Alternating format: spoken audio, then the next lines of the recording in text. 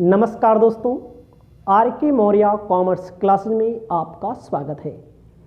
इस क्लास के माध्यम से आपको उपलब्ध करा रहे हैं बाजार विभक्तीकरण एवं विपणन रणनीति चैप्टर। आपको पूरी वीडियो देखना है। मार्केटिंग मैनेजमेंट का क्वेश्चन पूछता है बाजार विभक्तीकरण से आप क्या समझते हैं। आपके पास कॉपी कलम होनी चाहिए जिससे आप अपनी कॉपी में लिख भी लेंगे वीडियो को देखकर ही। तो आपको जानकारी होगी, जानकारी है भी। सामान्य तौर पर कहा गया, हमारे पास बुक है, बुक के माध्यम से बता रहे हैं, वैसे भी हमको याद है। सामान्य तौर पर यह पाया जाता है कि जो ग्राहक होते हैं उनमें समानता नहीं होती। जो ग्राहक होते हैं, जो सामान खरीदने वाले होते हैं, उनमें समानता नहीं होती है। समानता मतलब एक जैसे सब लोग नहीं होते हैं। सबकी अपनी अपनी पसंद होती है। पसंद के आधार पे आप देख सकते हैं, आयु के आधार पे आप देख सकते हैं, रहन सहन के आधार पे आप देख सकते हैं, प्रकृति के आधार पे देख सकते हैं, गुण के आधार पर देख सकते हैं, स्वभाव के आधार पर देख सकते हैं। समझना थोड़ी देर के लिए। सबसे पहले समझना है, चैप्टर का नाम है बाजार विभक्तीकरण। बाजार में क्रेता होता है और विक्रेता होता है। तो जो क्रेता होता है उसे ग्राहक कहा जाता है। ग्राहक एक जैसे नहीं होते। सामान्य तौर पर देखा जाए तो सभी ग्राहकों की अपने अपने स्वभाव के हिसाब से, अपने अपने गुण व अवगुण के हिसाब से, रहन सहन के हिसाब से, धर्म समुदाय के हिसाब से आप कह सकते हैं, धर्म समुदाय के हिसाब से, और उसके आधार पर रहन सहन, आयु के आधार पर ना, तो एक जैसे ग्राहक नहीं होते हैं। तो आपको समझना है, जब एक जैसे ग्राहक नहीं होते हैं, जो निर्माता होता है, जो निर्माता मतलब मैन्युफैक्चरर जो होता है, जो वस्तुओं का निर्माण करता है, उसके लिए क्या होता है, एक ही प्रकार की वस्तु बनाता है, दूसरे प्रकार के ग्राहकों के समुदाय के लिए दूसरे प्रकार की वस्तु बनाता है। जैसे आप समझ सकते हैं, ग्राहक लिंग के आधार पे होते हैं, महिला पुरुष। ग्राहक आयु के आधार पर होते हैं, ग्राहक प्रकृति के आधार पर होते हैं, ग्राहक रहन सहन के आधार पे होते हैं। तो निर्माता क्या करता है? निर्माता एक ही प्रकार की वस्तु नहीं बनाता, वो क्या करता है? अनेक प्रकार की वस्तु को बनाता है। थोड़ी देर के लिए आप जान सकते हैं, जहां पर कपड़ा होता होगा, कपड़ा बनता होगा, पैंट बनता होगा, शर्ट बनता होगा, कोई भी कपड़ा बनता होगा, स्वेटर, जैकेट, तो यहां पर क्या बनता है? यहां पर माप के हिसाब से, आयु के हिसाब से, आकार के हिसाब से नंबर आता है 28, 32, 36, 40, जो भी नंबर आता है, ऐसे नंबरिंग के हिसाब से बनता है। तो अगर कस्टमर एक जैसे नहीं है, ग्राहक एक जैसे नहीं है, तो जो निर्माता है, जो मैन्युफैक्चरर है, वो एक जैसी वस्तु का निर्माण भी नहीं करता, वो अनेक वस्तु का निर्माण करता है, अनेक प्रकार की वस्तु का निर्माण करता है। तो इसे ही कहा जाता है बाजार विभक्तीकरण। बाजार विभक्तीकरण कहा जाता है। तो बाजार विभक्तीकरण में कहा गया है, आय, लिंग, आयु, शिक्षा, रहन सहन। जो बाजार विभक्तीकरण हो सकता है आयु के आधार पर, शिक्षा के आधार पर, रहन सहन के आधार पर, गुण के आधार पर, गुण के अलावा प्रकृति के आधार पर। तो जो कस्टमर बनते हैं वो कई प्रकार के होते हैं। उसे ही कहा जाता है क्या? बाजार विभक्तीकरण। बाजार विभक्तीकरण यानी कि बाजार को बांटना, बाजार को अलग अलग निगाहों से देखना, जिसे हम कहते हैं बाजार विभक्तीकरण। तो अलग अलग विद्वानों के अलग अलग मत हैं, हमने आपको बता दिया। तो आप समझ भी सकते हैं बाजार विभक्तीकरण में भाई महिला ग्राहक होती है, पुरुष ग्राहक होते हैं, लिंग के आधार पर कह सकते हैं उसे, एजुकेशन के आधार पर छोटे बच्चों का होता है एजुकेशन, बड़े बच्चों का एजुकेशन होता है, ठीक है, रहन सहन के आधार पे, ठीक है, जाति धर्म के आधार पर भी ग्राहक होते हैं। तो इसे कहा जाता है बाजार विभक्तीकरण। आपको आगे बताते हैं बाजार विभक्तीकरण के उद्देश्य। हेडिंग डाल लीजिएगा। आपको लिखना है बाजार विभक्तीकरण के उद्देश्य, पर्पस। बाजार विभक्तीकरण के उद्देश्य में आपको बताना चाहते हैं, सबसे पहले आपको समझना है बाजार विभक्तीकरण में जो क्रेता होते हैं, खरीदने वाले होते हैं, उनका अंतर लगाना, अंतर पता लगाना ही बाजार विभक्तीकरण का मुख्य उद्देश्य होता है। बाजार विभक्तीकरण का मुख्य उद्देश्य क्या होता है? जो ग्राहक होते हैं उनका आपस में अंतर क्या है, उनका डिफरेंस क्या है, इसी को पता लगाना बाजार विभक्तीकरण का मुख्य उद्देश्य है। भाई अंतर, हम हैं कोई सामान खरीदने वाले, हम स्वेटर खरीदने वाले हैं, आप भी स्वेटर खरीदने वाले हैं। आपके दिमाग में, आपके फैशन में, हमारे फैशन में जो अंतर होता है, यही मुख्य उद्देश्य होता है। आप में, हम में, किसी और में देख लीजिए, जिनकी उम्र हमसे ज़्यादा होगी, जिनकी उम्र हमसे कम होगी, उनकी सोच में, हमारी सोच में जो अंतर होता है, उसे ही कहा गया है बाजार का प्रमुख उद्देश्य। पहला लिखना है समजातीय वर्गों में बांटना। लिखना है आपको समजातीय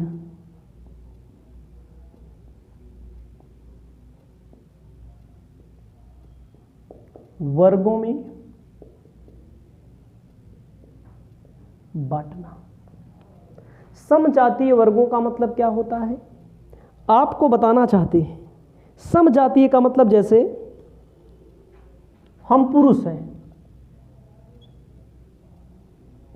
इसको एक जाति में रख दिया जाए, कोई स्त्री है, इसको अलग जाति में रख दिया जाए। समजाति का मतलब जहां पर पुरुष का कपड़ा बनता होगा, पुरुष के प्रयोग का सामान बनता होगा, वहां कई कैटेगरी में बांटा जाता है। जिनकी उम्र 5 साल से कम है, जिनकी उम्र 5 से 10 के बीच में है, तो जैसे बनता है उसे बना सकते हैं आप। 10 से 15 के बीच में है, 15 से 20 के बीच में, इस तरह बनता है। उसी प्रकार स्त्रियों का बनता है। समजाति एक ही जाति की रखा जाएगा, बस वहां पर एक ही समजातीय वर्गों में बांट दिया जाता है। पुरुष का अलग अलग वर्ग में बांट दिया जाता है, स्त्री का अलग अलग वर्ग में बांट दिया जाता है, इसे हम कह सकते हैं समजातीय के लिए कह सकते हैं हम, ठीक है। और ये भी कहा पुरुष स्त्री नहीं है, इसमें भी कहा है स्वभाव व गुण के आधार पर। बहुत सारे लोगों का स्वभाव मिलता है, बहुत सारे लोगों का गुण मिलता है, बहुत सारे लोगों का स्वभाव व गुण मिलता है। तो समजाति जिनका स्वभाव एक जैसा हो, जिनका गुण एक जैसा हो, उसके आधार पर बांट देना, इसे कहा जाता है बाजार विभक्तीकरण का पहला समजातीय। सेकंड आपको लिखना है। सेकंड आप क्या लिखेंगे, कहा गया है वरीयताओं का पता लगाना। वरीयता, दूसरा लिखिए वरीयताओं का पता लगाना। वरीयता का मतलब क्या होता है? वरीयता, वरीयता मतलब बहुत सारे लोग फैशन को वरीयता देते हैं, ग्राहक की रुचि। लिखना है आपको इसमें ग्राहक की रुचि, बहुत सारे लोगों के ग्राहक की रुचि का पता लगाना। ग्राहकों की रुचि के आधार पर, क्रय के आधार पर, आवश्यकता के आधार पर, आवश्यकता के बाद, ठीक है। तो वरीयताओं का पता लगाना ग्राहक की रुचि के आधार पर, क्रय के आधार पर, आवश्यकता के आधार पर क्या तैयार किया जाता है, बाजार का विभक्तिकरण किया जाता है। आप समझते होंगे ग्राहक की रुचि, फैशन जिसे बोला जाता है, खरीदने की। उसके बाद कहा गया है क्षेत्र, तीसरा लिखो, तीसरा क्या है, क्षेत्र का पता लगाना।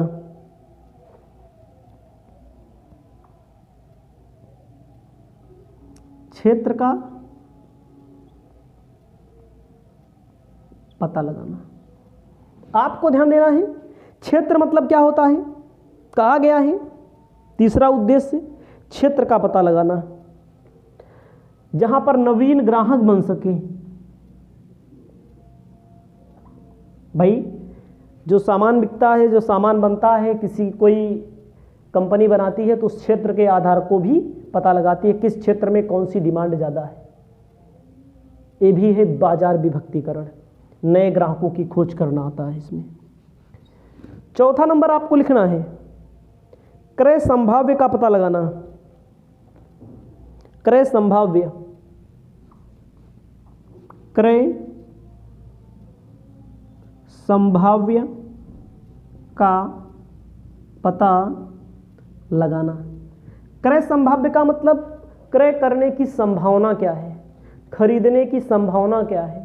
क्रय संभाव्य का पता लगाना भी क्या आता है, बाजार विभक्तिकरण। किस वस्तु की कौन से समूह के लोग खरीदना पसंद करेंगे, क्रय संभाव्य का पता लगाना। पांचवा लिखना है आपको संस्था को ग्राहक अभिमुखी बनाना। संस्था को ग्राहक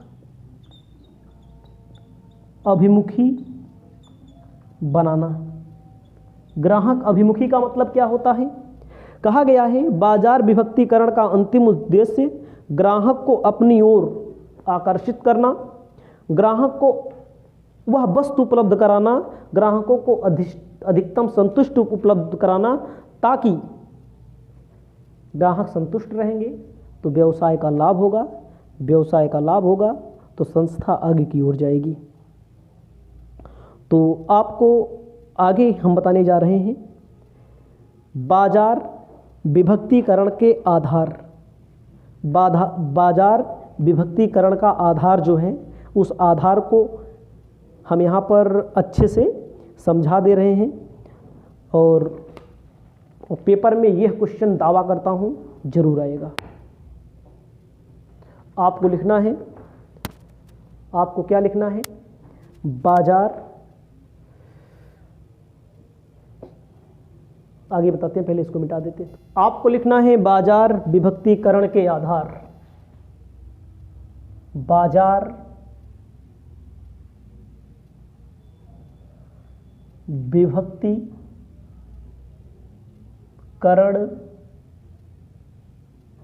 के आधार।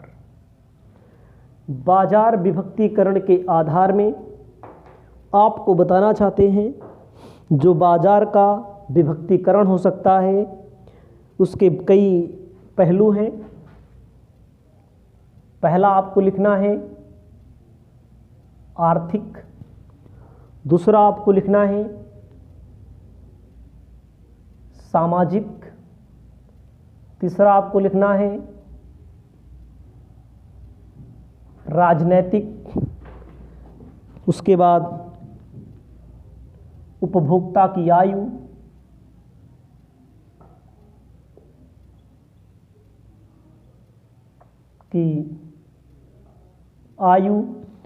उपभोक्ता की आयु के बाद शिक्षा, व्यय करने का ढंग, रहने का स्थान,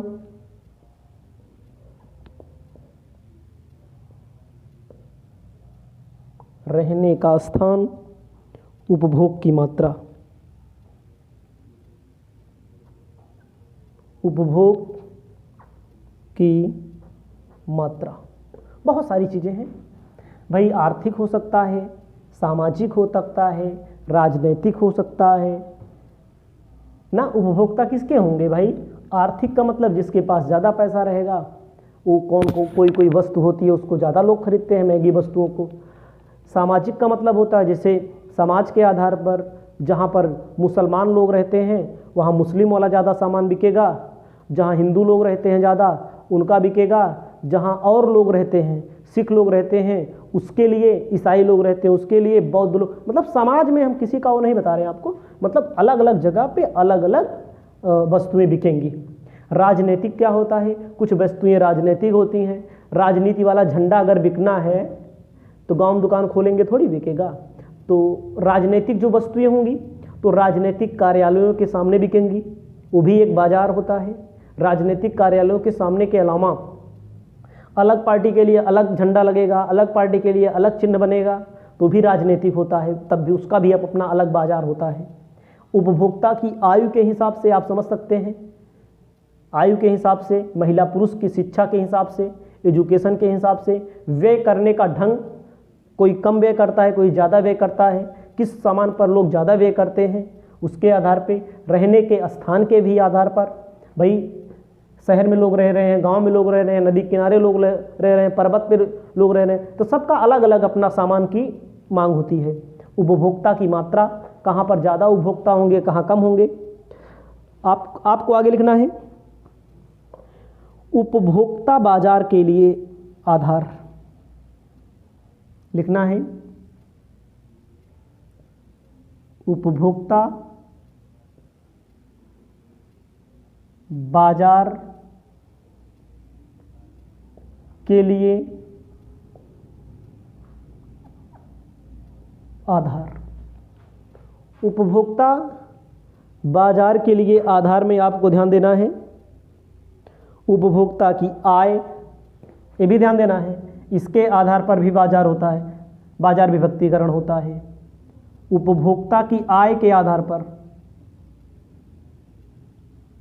देखो लोग शहरों में ज़्यादा आय होती है, गांव में कम आय होती है, तो शहरों के लिए अलग वस्तु बनती है, गांव के लिए अलग बनती है। बहरहाल अब ज़्यादा गांव शहर में अंतर नहीं रह गया है।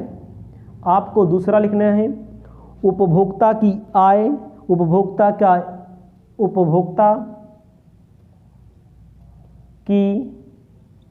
आयु, उपभोक्ता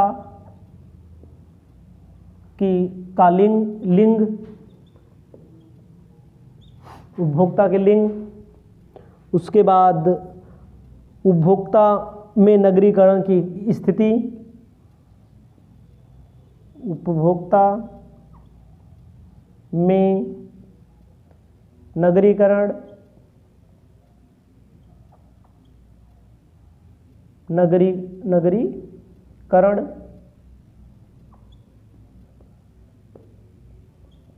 की स्थिति। नंबर 5, उपभोक्ता का औद्योगिक विभाजन,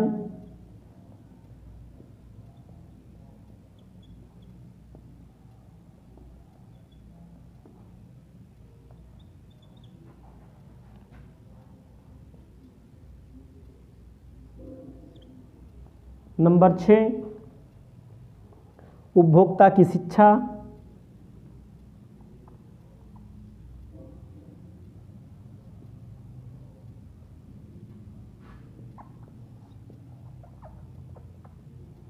उपभोक्ता का धर्म।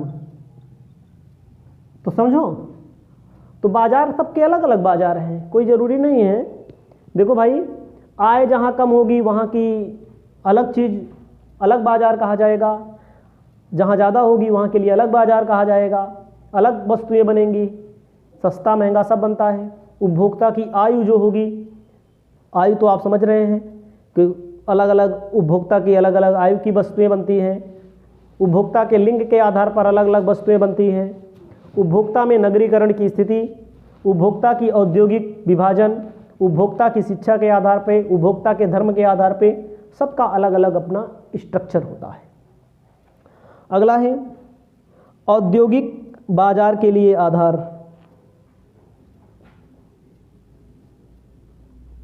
औद्योगिक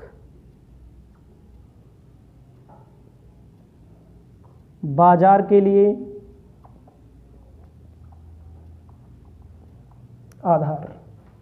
औद्योगिक बाजार के लिए आधार में आपको ध्यान देना है, कहा गया है व्यवसाय की किस्म। ध्यान दीजिएगा, व्यवसाय की किस्म के लिए भी भाई जो व्यवसाय लोग करते हैं, उद्योग लोग जो करते हैं, उनके लिए अलग वस्तु बनती है। व्यवसाय की किस्म। दूसरा आपको लिखना है व्यवसाय की किस्म में सामान्य क्रय का तरीका। सामान्य क्रय का तरीका। नंबर 3 उपभोक्ता का आकार।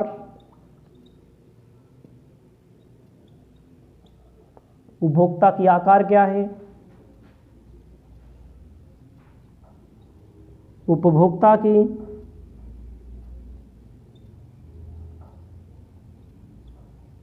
भौगोलिक स्थिति। ठीक है, तो उपभोक्ता के भौगोलिक स्थिति पर भी विचार किया जाता है।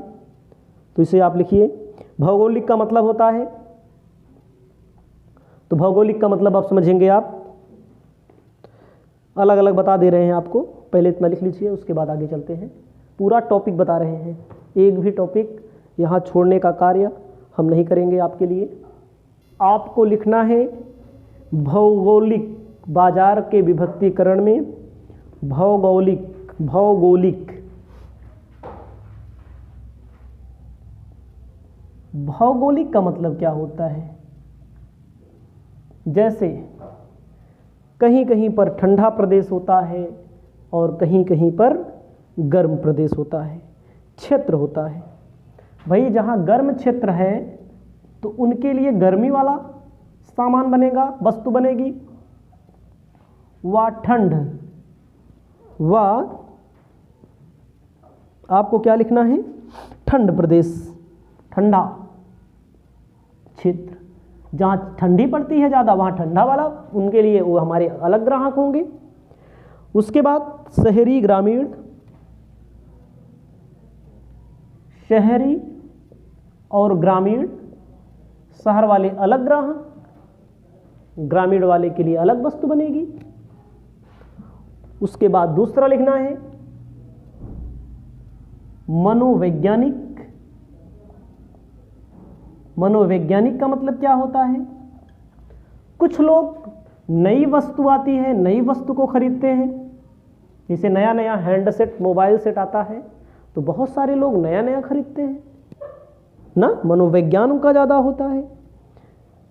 और बहुत सारे लोग होते हैं ये अपने आप को उच्च समझते हैं कि हम नए टेक्नोलॉजी के हैं। और कुछ लोग होते हैं जो परंपरागत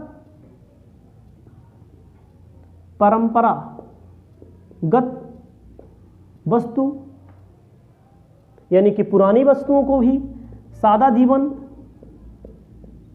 जीवन में व्यतीत करते हैं। इस प्रकार के भी ग्राहक अलग होते हैं, तो इसको भी याद रखना है आपको। उसके बाद आपको लिखना है लाभ। लाभ के आधार पर भी बहुत लोग लाभ के आधार पर वस्तु को खरीदते हैं। जैसे कहा गया है वस्तु के उस लाभ से है उपभोक्ता वस्तु का प्रयोग करने से मिलते हैं। नहाने के साबुन के साथ कुछ व्यक्ति ऐसे होते हैं जो सफाई कीटनाशक गुण वाले अधिक पसंद करते हैं, और कुछ लोग होते हैं नॉर्मल तौर पर कुछ लोग होते हैं लाभ गुण को ध्यान देते हैं, कुछ लोग होते हैं सामान्य वस्तु को खरीद लेते हैं। भाई साबुन कई आता है, एक होता है जो बहुत वीआईपी होता है, महंगा होता है, एक होता है जो काम चलाऊ होता है। तो इसके आधार पे भी ग्राहक होते हैं ना। डिटर्जेंट पाउडर बहुत सारे आते हैं। उसके बाद चौथा नंबर जनांकिकी। जनांकिकी का मतलब क्या होता है? इसमें निर्माता अपने ग्राहक के समूह को उनकी आय के हिसाब से जो निर्माता हैं, शिक्षा के हिसाब से, रहन सहन के हिसाब से, जाति धर्म के हिसाब से, समाज के हिसाब से, जाति धर्म के हिसाब से वस्तुओं को उपलब्ध कराते हैं। तो ये भी तो बाजार का अलग पार्ट है। अगला है विपणन के हिसाब से। विपणन का मतलब होता है जहां थोक वस्तुएं मिलती हैं, थोक के अलावा फुटकर वस्तुएं मिलती हैं, इसके हिसाब से भी क्या होता है, ठीक है। वस्तु की क्वालिटी, वस्तु का मूल्य, वस्तु की क्वालिटी, वस्तु का मूल्य, इसके हिसाब से भी लोग वस्तु को खरीदते हैं। अगला है मात्रा। छठा नंबर आपको लिखना है मात्रा। बहुत सारे लोग भारी मात्रा में वस्तु को खरीदते हैं। बहुत सारे लोग ऐसे होते हैं जो भारी मात्रा में वस्तु को खरीदते हैं। बहुत सारे लोग होते हैं मध्यम मात्रा में वस्तु को खरीदते हैं। बहुत सारे लोग होते हैं काम चलाऊ में। भाई जहाँ भारी मात्रा में लोग वस्तुओं को खरीदने वाले होंगे वहाँ ज़्यादा सामान की ज़रूरत रहेगी। मध्यम वाले मध्यम, कम वाले जो रोज़ खरीदते हैं। आपको आगे बताना चाहते हैं, कहा गया है वस्तु सतह, ठीक है। वस्तु सतह लिख लेना है आपको। वस्तु सतह, वस्तु सतह मतलब क्या होता है? वस्तु सतह का मतलब होता है यह विभक्तिकरण का आधुनिक आधार है। इसके अंतर्गत एक स्थान विशेष पर ग्राहकों से आग्रह किया जाता है कि वस्तुओं को तुलना करें, मतलब कि उसमें उनकी वरीयता पता लगाया जाता है। तो उनकी वरीयता के हिसाब से उनको क्या ज़रूरत है ग्राहक को, इसके हिसाब से भी वस्तुएं बनती हैं। तो इसे आप अपनी कॉपी में लिख लीजिए। उसके बाद आपको आगे बताने जा रहे हैं प्रभावी विभक्तिकरण की आवश्यकताएं क्या होती हैं। उसके बाद आपको बताएंगे विभक्तिकरण के लाभ क्या होते हैं। जो जो इम्पोर्टेंट चीज़ें हैं उसे बता दे करके चैप्टर को समाप्त कर देंगे। आपको आगे लिखना है प्रभावी विभक्तिकरण की आवश्यकताएं। प्रभावी विभक्तिकरण की आवश्यकताएं। प्रभावी विभक्तिकरण की आवश्यकताओं में आपको ध्यान देना है, विभक्तिकरण ऐसा होना चाहिए जो मापने योग्य होना चाहिए। लिख लीजिए, मापने योग्य। मापने योग्य का मतलब है कि विक्रेता को क्रेता से संबंधित सूचनाएं मात्रा में मिलनी चाहिए। जो विक्रेता है उसको क्रेता से संबंधित सभी सूचना मिलनी चाहिए। जब सूचना मिलेगी तभी उस प्रकार की वस्तु बनेगी। उसके बाद प्रभावी आवश्यकताओं के बाद सुगम पहुंच। सुगम पहुंच का मतलब होता है आसानी से वस्तुओं को पहुंचाया जा सके बाजार के आधार पर। उसके बाद पर्याप्तता।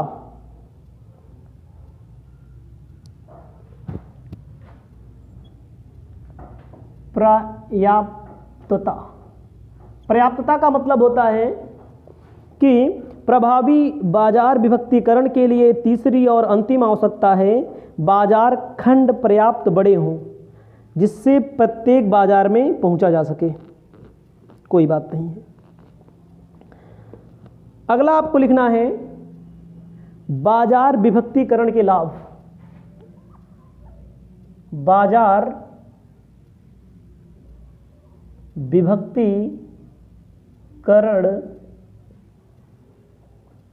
के लाभ। बाजार विभक्तीकरण के लाभ में आपको लिखना है वस्तु एवं विपणन मूल्यों में सामंजस्य होना चाहिए। वस्तु एवं विपणन मूल्यों में सामंजस्य, मतलब कि बाजार विभक्तीकरण ऐसा होना चाहिए, ऐसा होना इससे होता है कि वस्तु एवं विपणन मूल्य में सामंजस्य स्थापित किया जाता है। ठीक है, उसके बाद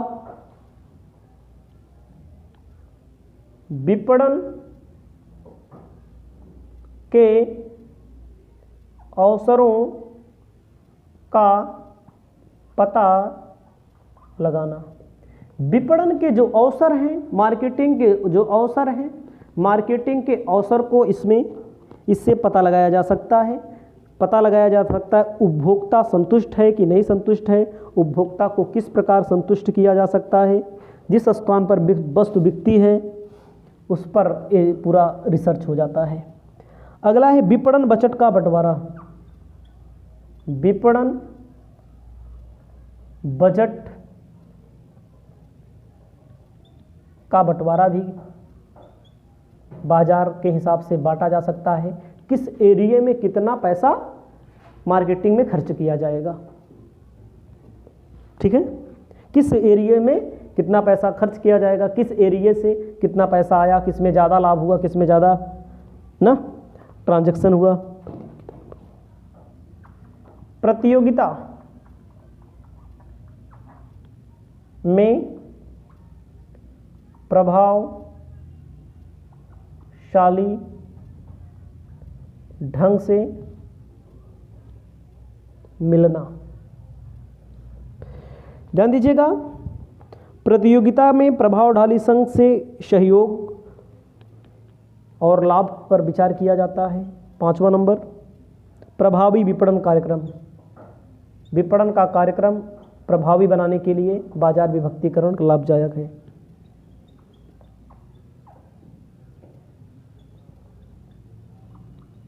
कार्यक्रम तो इसे आप अपनी कॉपी में लिख लीजिएगा।